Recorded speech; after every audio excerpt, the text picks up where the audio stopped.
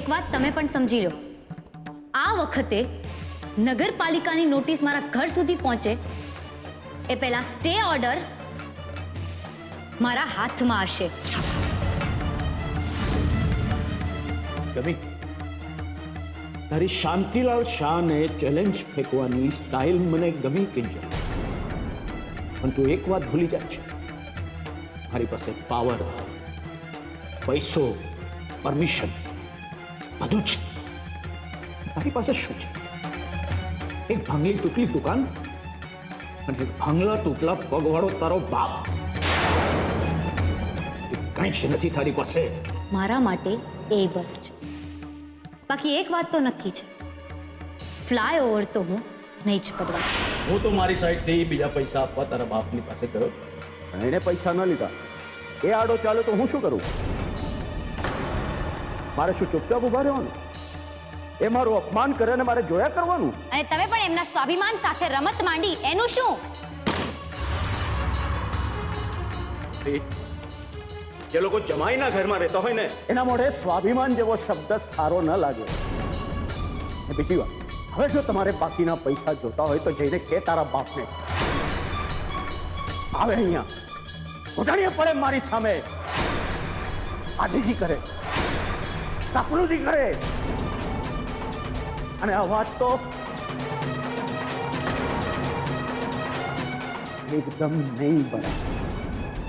મારા પગે મારી માફી માંગી અને પછી હું વિચાર કરીશ મારે બાકીના પૈસા આપવા કે નહીં.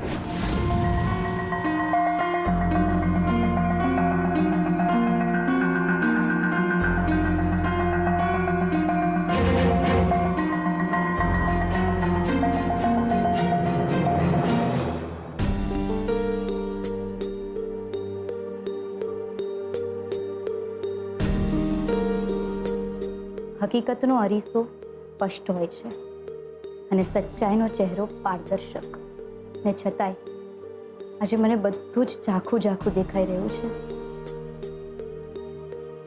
ખબર નથી પડતી અરીસા પર ધૂળ જામેલી છે કે પછી મારી આંખો હકીકત જોવા માટે અસમર્થ બની ગઈ છે.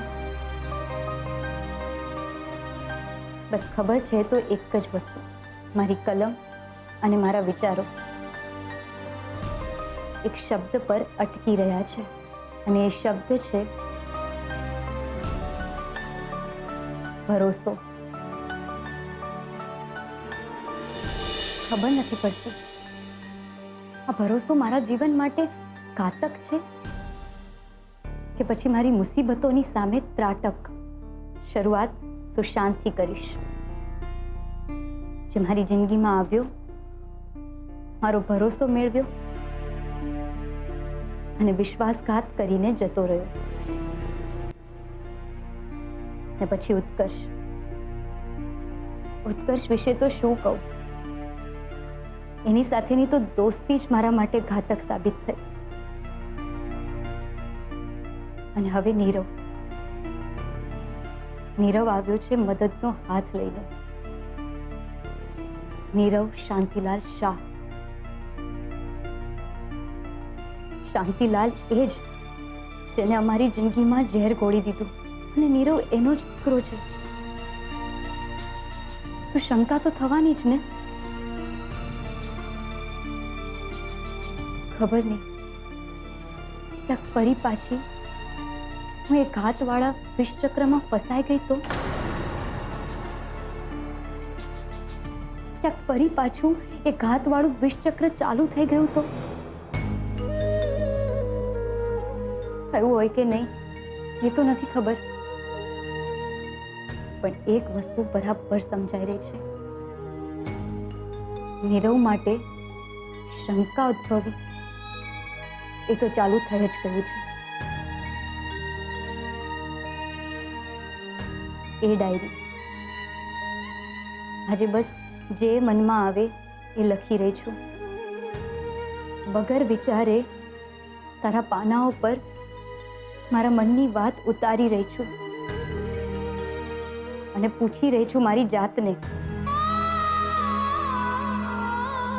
વિશ્વાસ કરીને માણસ પારખવો જોઈએ પછી માણસ પારખીને વિશ્વાસ કરવો જોઈએ.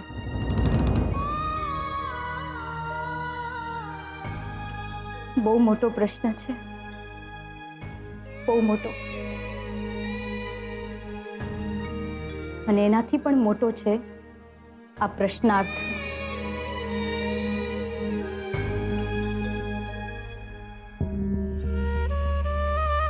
હે ભગવાન, આ પ્રશ્નાર્થને ઉકેલવાની હિંમત આપજો, મદદ કરજો.